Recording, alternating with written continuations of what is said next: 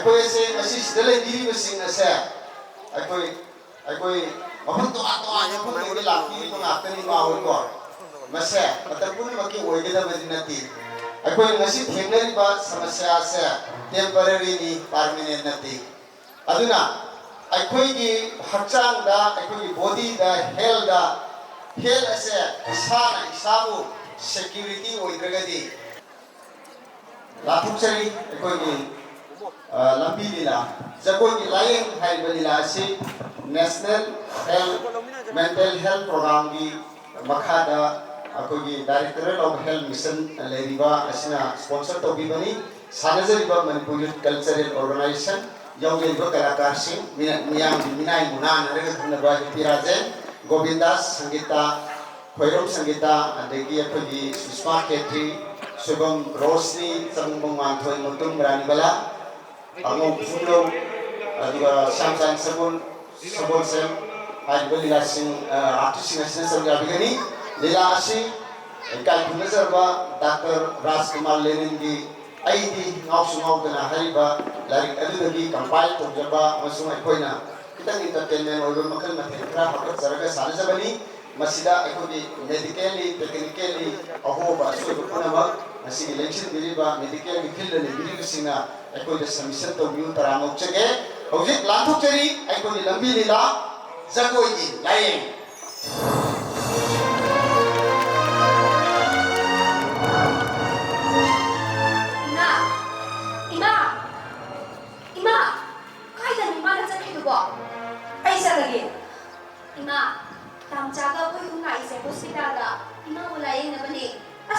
ꯑꯩꯗꯤ ꯉꯥꯎꯁꯨ ꯉꯥꯎꯗꯅ ꯀꯩꯗꯧꯕꯒꯤ ꯅꯣꯏ ꯑꯉꯥꯎꯕ ꯂꯥꯏꯌꯦꯡꯐꯝꯁꯤꯗꯩꯗ ꯄꯨꯕꯤꯔꯛꯏꯅꯣ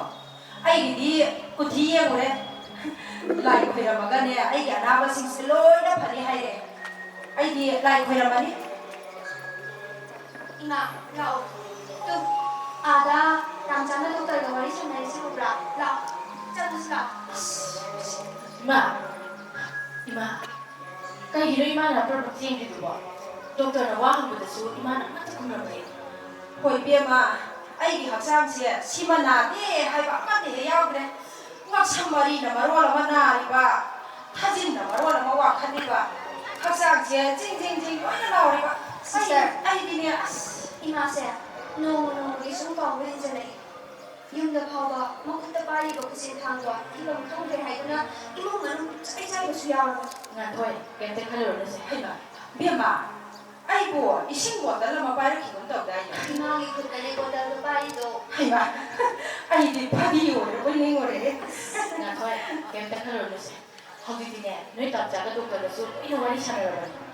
ima bu ne guli sam nai da bijana da ima bu lu na se na bi ra ba di ne ima se yang thu na pha de ado nang ku ke ge ba na ri ge 아이 cultural university 다 담리에. oh ya pai ai shu shan na so jara ba su jagoi se ni la drama da yang thoi yo jara ba ada hodi ki matam da di mai dei nu bishin je shot thar le ya matam da di adu nai ku thang na le ga da ne adu na ya koi ki matam ma gi maharaj ge zandagi masa bi kuran ga ne ni aho ne pa to ongi ba do khani da na 통해. ma gi ne drama do koi ora si ai no le ti la ne na bi la to se le ma ai sa la ge ai khoi bai ra pai bi bai ya ma ne meeting tau ne hai ba ne ba ga si asa ai ko to ai sa la ge ko 이마, 아동나 넌데미. ahal lasina naribase alzheimer haiba lainadu aduga masa nupa ahalduna mama pibuk nungdagi yawjarappa mental retarded aduga makhoi imungi mawaduna as nganthoi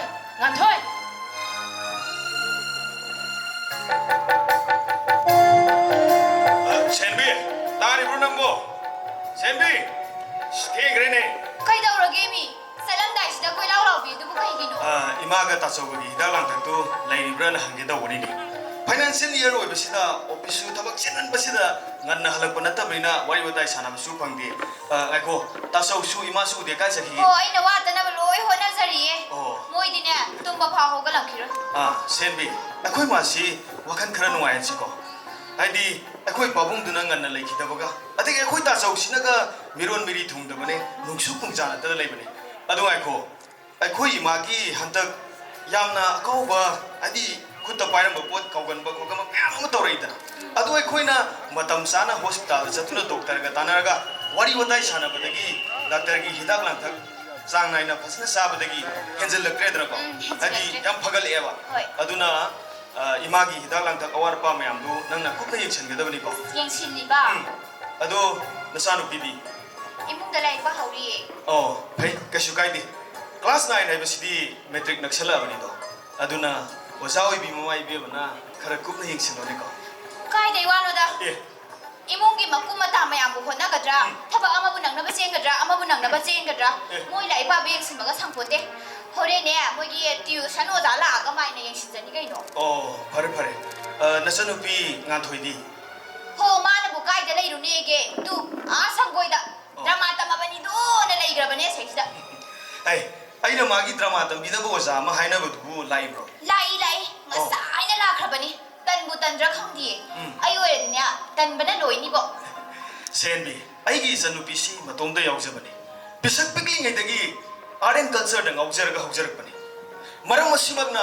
culture university gi mahiroi oidibane culture university gi mahiroi aibasidi yo lila drama tamba rehearsal to baisidi makhoi di parau rai bani ne senbi ho du boy ba lila tamini drama tamini na sutam nei na tawradi pharoi kai doiba kana na bung hale ga do na thingala kari sai mu sakala kari jagoi mu sakala kani ai na maro ma khangan bane khangpre ta khange bai di hey adudi nang khangdana banana adu mention ya tro is ngai khone nang na khangpre khangi dubu nati yamtoi khangali du ngallinga sida doctor am tano ubuna phadoi ro hera onthok ba ai dinga sungau dana na suna dana kai do be doctor tana dori kya noi hauna binya a doctor lenin da salu a adu sal haina de ko to la la kanu farese ai jo office thek rani chalage adu nangine matang sadana khangau lobido adu di to oi ai di yum sida lai ba hui yaudong dagi kana dagi che ai bawdane khangdaba numit amta yaudi yare ba aduga ai ngasidi no do wafam ma haige kai wano sini nangse school gi wazani da school gi waza hoiraga suti dum lauraga yumda laibasidi fajamandi ko hoi class lawbusu mathok tai adu nang matam kuire nang suti law lerse adu tungda phaba sungoi oiroi complaint soidana lakani senbi nang school sana ma tawko au ado imagi dalang thak mayam do nang kupna yengseluko yexili mi phare ai chalugi ko hoi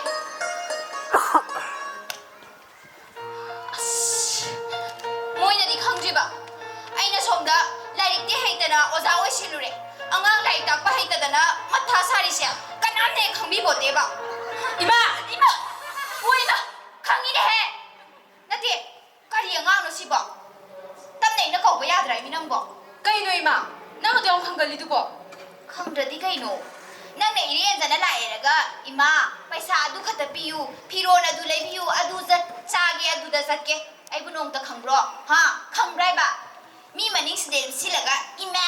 lai sim jung pai ra me lai se ya khangbine sina bu kaw brai mi nang bo ima akoi ni ne di noi na ne na bu kai do ne ge tu a da sanggoi da ima kanum haige bo ko akoi ni ne khoi na tam ne ba drama sa kurangana yani kawe bo ko taure sim thawna phabi maitai ning thogi macha nu pi ne hai ba a asam da ne rani oiram hai bo ko ima aduga ne ima asam sa thai na di kari ahom ko rami aduga ne akhoi manipur sna ne moklo ko rami hai ba yai he kari ru ni ma si bo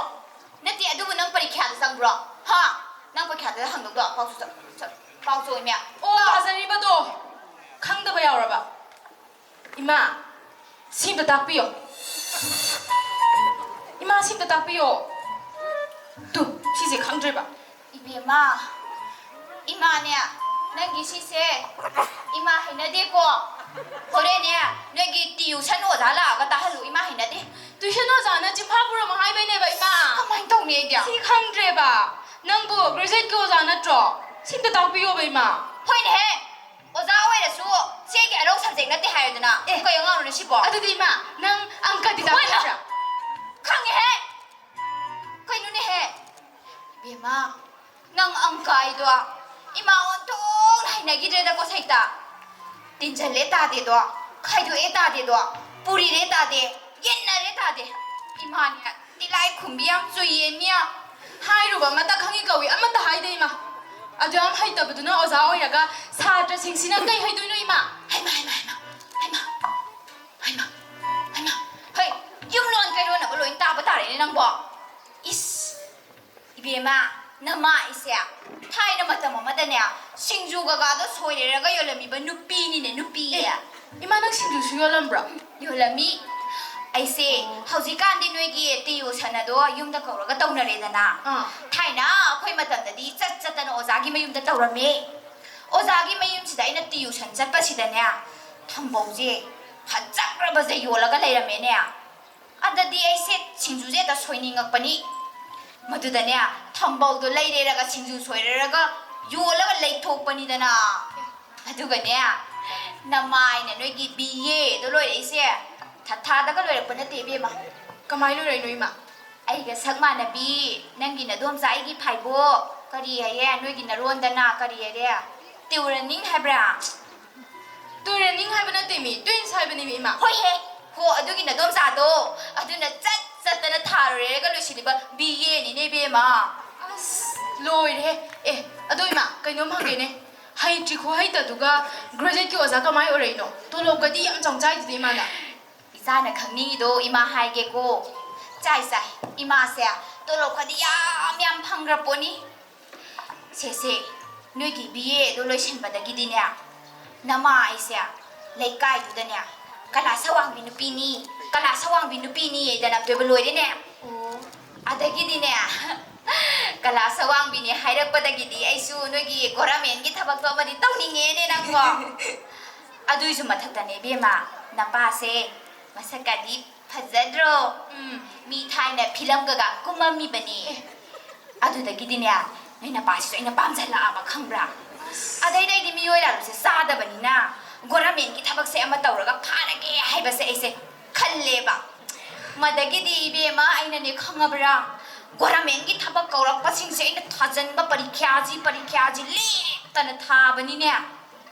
अदुगदी करी हारे Y सिटपीगी थबक तौबदु करी हारे मुनासिपालिटी हाइब्रा हो अदुगी Y सिटपगी परीक्षागदो थारे उचिनाचिनदी खलक्तबै वानिसे अदुगने इबेमा मथंगददिने गोरामेंगी थबा अमा मुकौरपदो थाजल्लेने अदुगदी खलक्तना लाइबकसे फादना ngasiदी गेटजरेटकी ओजा ओइरिसे अस लोइरे अदो इमा कइनोमगा हंगेबको कइनो लेंगा के स्कूल दा ओजा ओइरिबसिंगसे इमा होइगुम गाक्तरा साथोदा ओन्थो बोवाबुए ngangi बेमा हाइग्राबा फाउग्रा ओजा याम लेग्रा पोनी नमाइ खोइसिनने अखन्नबो ओजा इसाबिसेला इसाबिसेला हाइबना तेमा स्पेशल हाइबने मी होय हे अया हाइबा मा हाइ लोइरे दुदा करिनो खंगदे अदो इमा अखन्नबो ओजा हाइसे कई ताकपिदि हाइमा नंग खंगद्रिब्रो खंगदि तल्ली हे अदुक चावरगा हजिपो खंगमदे आई हाइरगेको नमाइसे गेजरेटकी ओजा निनने किरेरगा इसकुंदे चटले इसकुंसे यौरेरगा से कलासदा संगे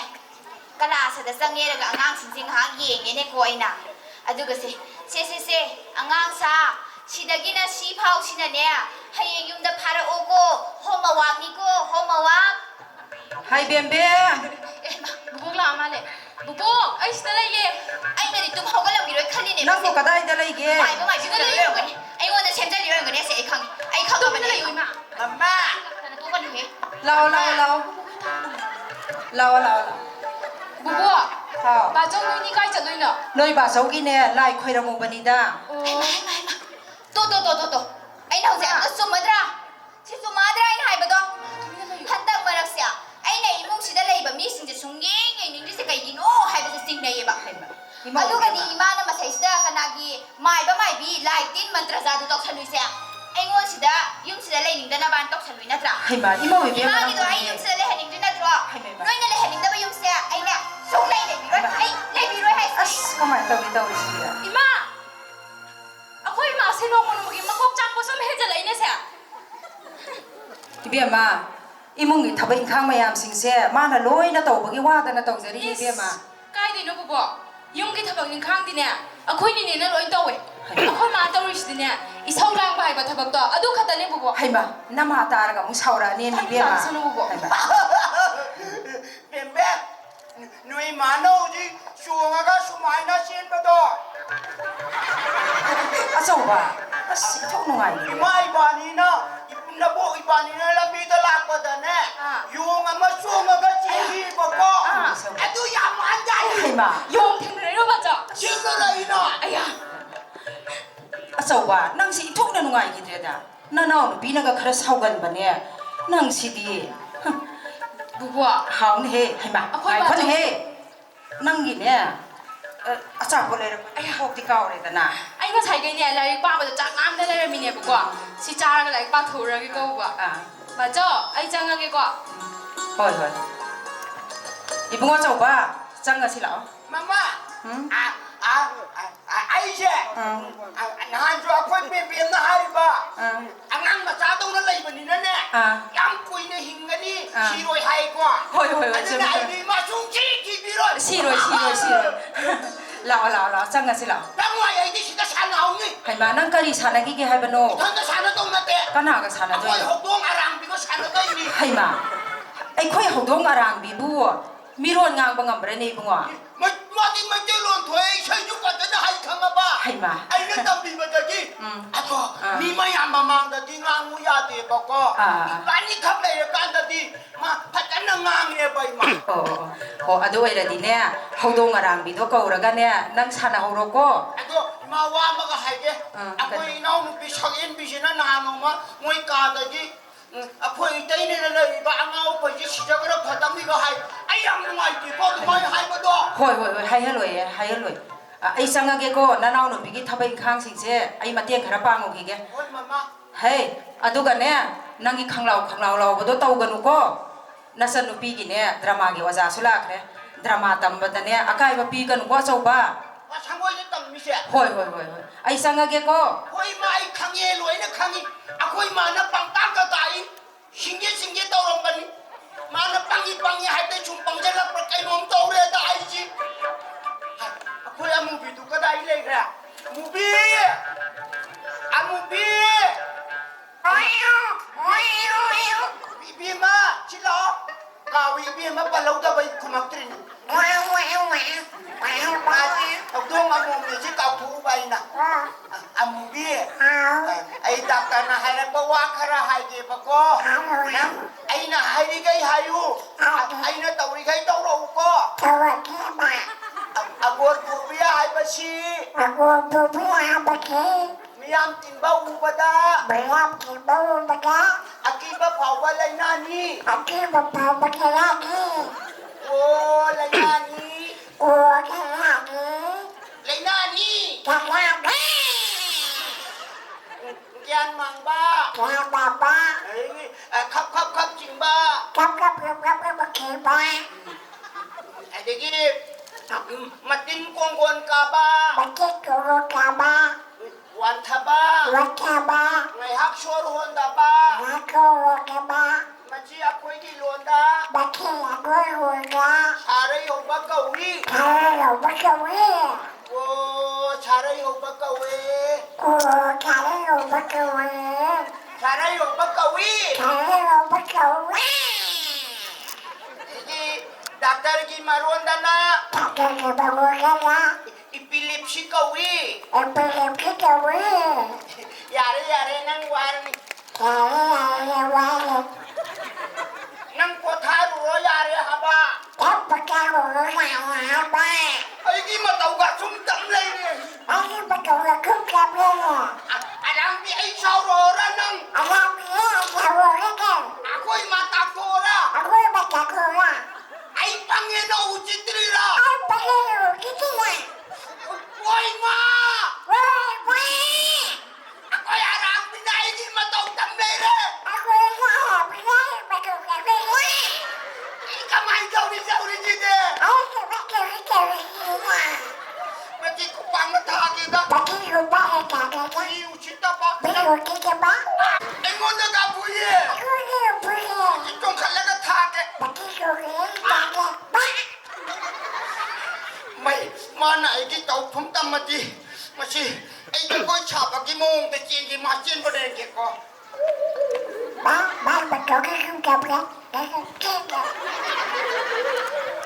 ꯃꯌꯥꯝ ꯏꯟꯊꯟꯇ ꯌꯥꯔꯔꯣꯏ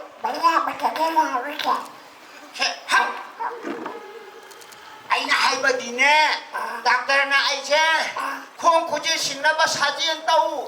ꯏꯁꯩ ꯇꯥꯔꯒ ꯖꯒꯣꯏ ꯁꯥꯎ ꯍꯥꯏꯔꯕ ꯑꯗꯨ ꯑꯩ ꯖꯒꯣꯏ ꯁꯥꯒꯦꯕ ꯅꯪ ꯋꯥꯀꯥꯒꯤ ꯏꯁꯩꯗꯣ ꯁꯛꯑꯣꯕ ꯑꯔꯥꯡꯕꯤ ꯊꯥꯒꯦ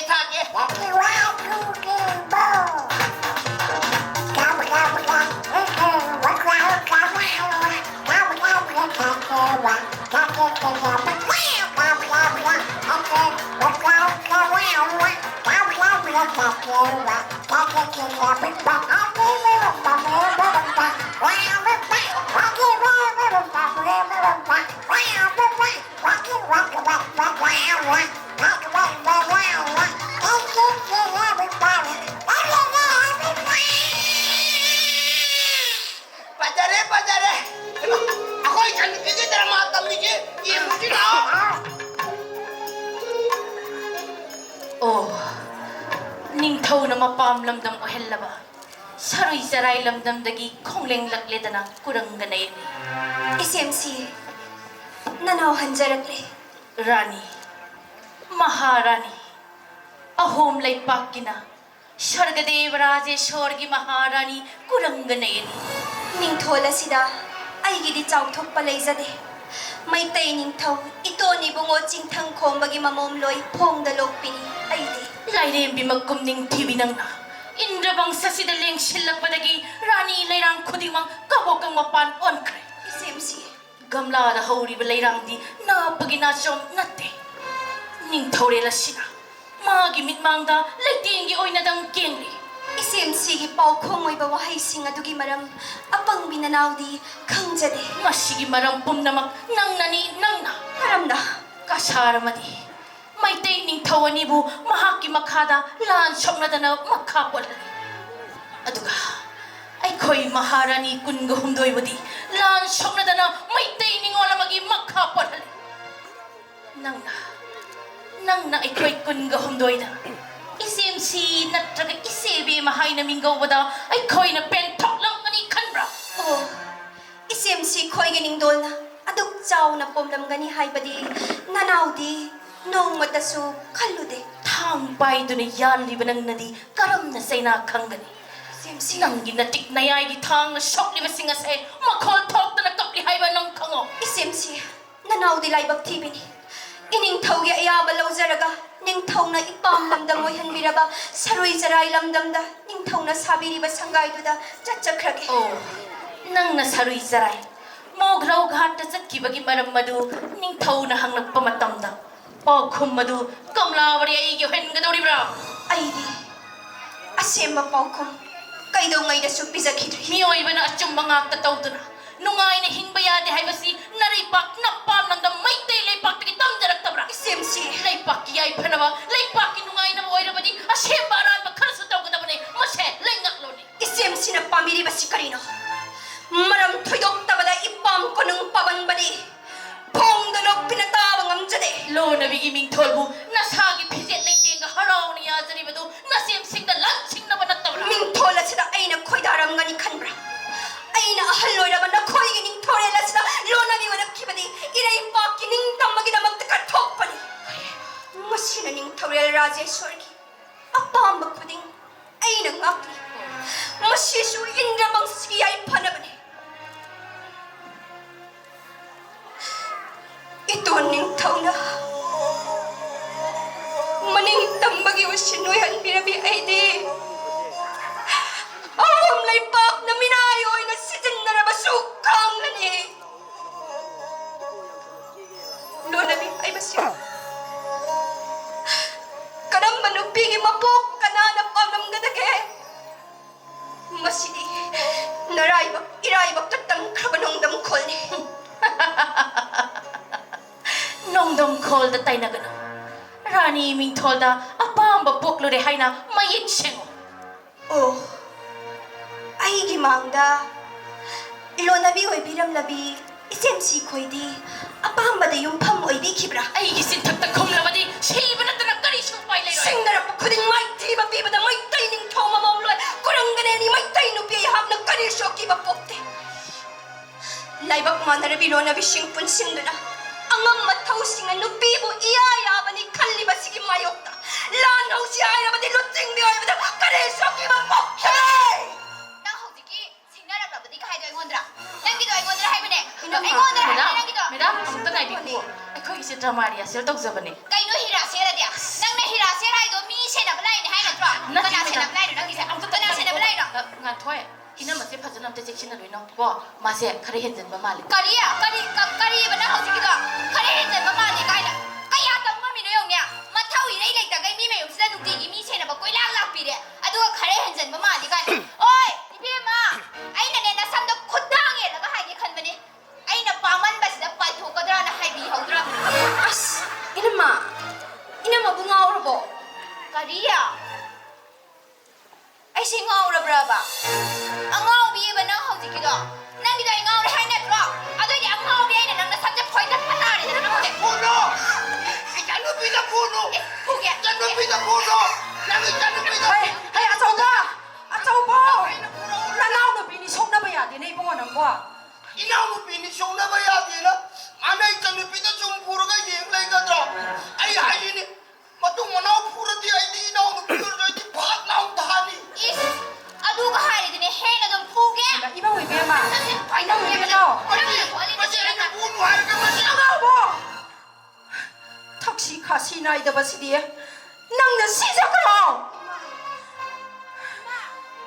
니네 거기세 리하셀 도리네 장가시라고 까리디 히라셀 놈이 아마 방이 히라셀 아마 방이 히라셀 짱거서 짱 땅준에 이야기야 짱 짱거서 까리 영광로 강대 이야기 해야오르더나 강리더나 너 강리해봐 이몽대가 아무것도 상할로 해봐 너 이봐 왜 배마 통가세야 땀내 이날로 잘로이다 아이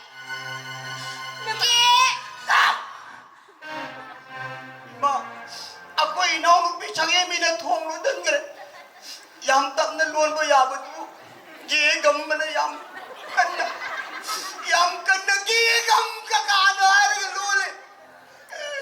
Ay wai te ko inaw lu bi mo ge. Mana yung ji de torin ba ta ma yam pen de.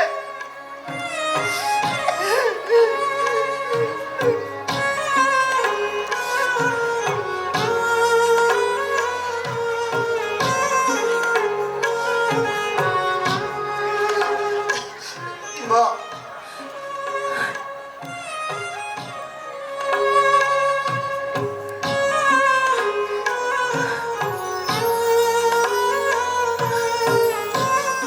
Thôi,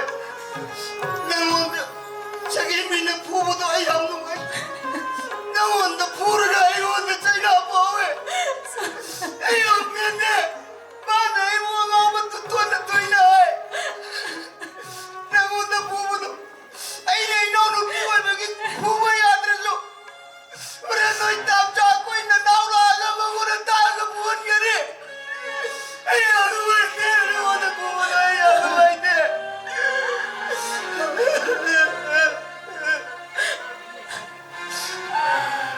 Ma, ay laibasi, manang yang wala ba? Ang awan na sa ay di manang wala paragra. Ma, ay siguro rin ma. 아가서마 Ay siguro rin ma. 이모게 좀 이사니 이모게 고알라이란데 이사부 이모게 이타농 나센 나코노나 타메니야 서마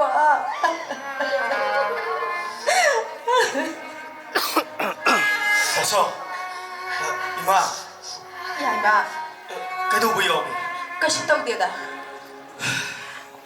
그 셴비 마마 자디마 이몽다 레이키바네 이봉아 에이 셴비 돌아오고 빠다 스쿨 로사 오르가 슈티 로든 스쿨 숙사 쳤다가 클래스 로든 돌롭디 좀 놓봐 이마 나시디 그 셴비세 타박되기 서스펜 떠오래 까리 하이비 야이마 아생머니 에이 셴비 돌로지 지게 이러 돌로로 아이는 나온다 깨라가 나 하이브나 들어봐 시공은 또 혹시 너무 소이들 돌아가리 하지 타모 난 뻑시 달고 하? 난 뻑시 ꯉꯥꯎꯁꯤꯟꯅꯕ꯭ꯔꯕ ꯁꯤ ꯌꯦꯡꯉꯨ ꯃꯗꯣ ꯅꯪꯒꯤ suspend ꯑꯣꯔꯗꯔꯅꯤ ꯇꯥꯃꯣ suspend ꯍꯥꯏꯔꯤꯁꯤ ꯑꯩ ꯊꯕꯛ ꯇꯧꯕ ꯇꯣꯛꯑꯣ ꯍꯥꯏꯔꯤꯕ ꯅꯠꯇ꯭ꯔꯥ ꯃꯥꯅꯦ ꯃꯗꯨ ꯅꯪꯅ ꯂꯥꯜꯂꯦ ꯍꯥꯏꯖꯔꯒ ꯑꯃꯨꯛ ꯍꯪꯒꯠꯀꯗꯕ ꯍꯥꯏꯖꯔꯔꯣꯏ ꯂꯥꯏꯔꯤꯛ ꯍꯩꯇꯅ ꯑꯣꯖꯥ ꯑꯣꯏꯔꯨꯔꯒ ꯑꯉꯥꯡ ꯂꯥꯏꯔꯤꯛ ꯇꯥꯛꯄ ꯉꯝꯗꯕꯒꯤ ꯑꯀꯤꯕꯗꯨꯅ ꯉꯁꯤ ꯐꯥꯎꯕ ꯑꯩꯒꯤ ꯄꯣꯠꯂꯨꯝ ꯑꯣꯏꯗꯨꯅ ꯂꯥꯛꯂꯤ ꯆꯤꯔꯦꯟꯕꯤ ꯑꯩꯒꯤ ꯊꯕꯛꯁꯦ ꯊꯥꯗꯠꯈ꯭ꯔꯕꯗꯤ ꯑꯩꯒꯤ ꯀꯣꯛꯊꯛꯇ ꯄꯨꯔꯤꯕ ꯄꯣꯠꯂꯨꯝꯁꯦ ꯇꯞꯅ ꯇꯞꯅ ꯊꯥꯡꯊꯈ꯭ꯔꯒꯅꯤ ꯑꯩ ꯊꯕꯛꯁꯦ ꯇꯣꯛꯂꯒꯦꯕ ꯇꯥꯃꯣ ꯆꯤꯔꯦꯟꯕꯤ ꯉꯥꯟꯊꯣꯏ ꯁꯤꯁꯇꯔ ꯁꯥꯔ ꯌꯥꯅꯤ ꯂꯦꯡꯁꯟꯕꯤ ꯉꯁꯤꯗꯤ ꯃꯌꯥꯝ ꯄꯨꯝꯅꯃꯛꯁꯨ ꯂꯩꯕꯤꯔꯝꯂꯦ ꯌꯥꯝ ꯅꯨꯡꯉꯥꯏꯖꯔꯦ ꯑꯩꯈꯣꯏꯒꯤ ꯁꯥꯔꯁꯨ ꯑꯩꯈꯣꯏꯒꯤ ꯗꯣꯛꯇꯔ ꯌꯧꯕꯤꯔꯛꯑꯅꯤ ꯑꯗꯣ ꯗꯣꯛꯇꯔ ꯌꯧꯗ꯭ꯔꯤꯉꯩꯁꯤꯗ ꯑꯩꯈꯣꯏꯒꯤ ꯁꯥꯔꯗꯒꯤ ꯋꯥꯔꯣꯜ ꯈꯔ ꯇꯥꯃꯤꯟꯅꯁꯦ ꯌꯥꯅꯤ ꯍꯥꯏꯕꯤꯌꯨ ꯍꯥꯏꯖꯒꯦ ꯁꯍꯦꯟꯕꯤꯒꯤ ꯏꯃꯨꯡꯗ ꯂꯩꯕꯤꯔꯝꯂꯤꯕ ꯄꯨꯝꯅꯃꯛ ꯃꯨꯟꯅ ꯇꯥꯕꯤꯌꯨꯀꯣ ꯇꯥꯏꯕꯪꯄꯥꯜ ꯑꯁꯤꯗ ꯂꯩꯔꯤꯕ ꯃꯤꯄꯨꯝ ꯈꯨꯗꯤꯡꯃꯛ ꯑꯁꯦ ꯍꯤꯔꯝ ꯑꯃ ꯅꯠꯇ꯭ꯔꯒ ꯑꯃꯗꯤ ꯂꯣꯏꯅꯃꯛ ꯅꯥꯔꯤ ꯃꯁꯦ ꯏꯁꯥꯅꯗꯤ ꯈꯪꯖꯗ꯭ꯔꯤ ꯏꯃꯥ ꯄꯣꯛꯅꯨꯡꯒꯤ ꯑꯅꯥꯕ ꯅꯠꯇ꯭ꯔꯒ ꯂꯃꯈꯥꯡꯒꯤ ꯑꯅꯥꯕ ꯃꯈꯜ ꯑꯅꯤ ꯑꯁꯤ ꯂꯃꯈꯥꯡꯒꯤ ꯑꯅꯥꯕꯅ ꯈꯨꯗꯣꯡꯊꯤꯕ ꯍꯦꯜꯂꯤ ꯈꯨꯗꯝ ꯑꯣꯏꯅ ꯍꯥꯏꯔꯕꯗ ꯏꯃꯨꯡ ꯑꯁꯤꯗ ꯃꯧ ꯑꯣꯏꯔꯤꯕꯤ ꯁꯍꯦꯟꯕꯤ ꯂꯥꯏꯔꯤꯛ ꯍꯩꯇꯅ ꯑꯣꯖꯥ ꯑꯣꯏꯔꯨꯔꯦ ꯂꯥꯏꯔꯤꯛ ꯍꯩꯇꯅ ꯑꯣꯖꯥ ꯑꯣꯏꯔꯨꯕꯒꯤ ꯑꯋꯥꯕ ꯑꯗꯨꯅ ꯏꯃꯨꯡ ꯑꯁꯤꯗ ꯇꯥꯏꯅꯐꯝ ꯑꯣꯏꯔꯦ ꯏꯃꯨꯡ ꯑꯁꯤꯒꯤ ꯃꯤꯄꯨꯝ ꯈꯨꯗꯤꯡꯃꯛꯁꯨ ꯃꯍꯥꯛꯅ ꯅꯨꯡꯉꯥꯏꯍꯟꯗ꯭ꯔꯦ ꯃꯤꯒꯤ ꯃꯇꯦꯡꯅ ꯑꯦꯛꯖꯥꯝ ꯄꯥꯁ ꯇꯧꯗꯨꯅ ꯃꯄꯥ ꯃꯇꯣꯜ ꯑꯆꯧ ꯑꯁꯥꯡ ꯑꯣꯏꯔꯤꯉꯩ ꯑꯣꯖꯥ ꯑꯣꯏꯔꯨꯔꯦ ꯃꯗꯣ ꯑꯔꯥꯟꯕꯅꯤ ꯑꯔꯥꯟꯕ ꯑꯃ ꯀꯨꯞꯅꯕ ꯍꯣꯠꯅꯕꯗ ꯑꯔꯥꯟꯕ ꯆꯥꯝꯃ ꯇꯧꯔꯦ ꯌꯦꯡꯉꯨ ꯃꯤꯔꯣꯜ ꯊꯨꯡꯖꯗ꯭ꯔꯕ ꯃꯇꯩ ꯏꯕꯨꯡꯗꯁꯨ ꯊꯧꯒꯜꯂꯣꯟ ꯀꯥꯏꯔꯦ ꯅꯨꯡꯁꯤꯅ ꯍꯤꯡꯃꯤꯟꯅꯕꯒꯤ ꯀꯜꯆꯔ ꯃꯥꯡꯉꯦ ꯁꯥ ꯑꯣꯜꯂꯦ ꯑꯎꯕ ꯈꯨꯗꯤꯡ ꯆꯤꯛꯑꯦ ꯃꯁꯤꯕꯨ ꯀꯧꯏ ꯑꯦꯟꯖꯥꯏꯇꯤ ꯗꯤꯁꯑꯣꯔꯗꯔ ꯃꯥꯅꯤ ꯑꯀꯤꯕ ꯀꯌꯥꯅ ꯑꯉꯥꯎꯕꯤ ꯑꯣꯏꯍꯟꯕꯤꯔꯕꯤꯅꯦ ꯑꯩꯗꯤ Hey, Shenbi! Nang wa makha tarakano sini na. Nang makha tarakano sini. ꯑꯩꯈꯣꯏ ꯗꯣꯛꯇꯔ ꯌꯧꯔꯦ Doctor. organization ki ko si healthy ni nga sin lamut kung nang pujo ay meeting yaw yan sali ni ano mayam si mong si yaw no mo kaya di ware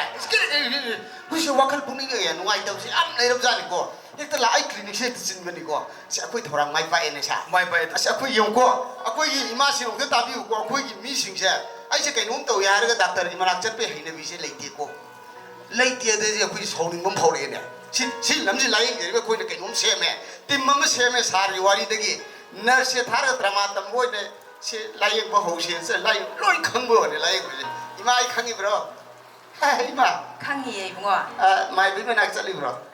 ꯆꯠꯇ꯭ꯔꯦ ai kana noi bo doctor ꯐꯥꯏꯔꯦꯟꯖꯥꯎꯅꯦ kang se si ko se mai bi manak ta satana aja buja dong na kuthi yeng dana ko bottle je pai bottle je ai bottle ang pai kidai se ni mai ai ge na kanu sida clinic mamang gi tori ni mana ada phadi or boy ning mure na si hidak tha badagi imana kaugalam ba ahal or pagi brain sida singli nauri sondar pagi kaugalam ba ado hidak tha badagi jiti ha kau bre dana ko henjin bre ba dada se uti bi ko nu sidre mo dada se imana pokpadagi wakhal je khitang mapung bharat diye masi se ima ona kainu kanda khoi gi sister sina tambi wani angau ba kai se bi bra sei bi nu ko ai ni ming de su ya de thamoi gi ming de su ya de si dada se nuai puti ne dada ne imana pupi matam da mangon de yarak da ba magi frontal lobe da yaujari ba wakhan khan bangam bagi magi sati se khara khitang wasare ba masi khoi gi lon da mentally retarded hai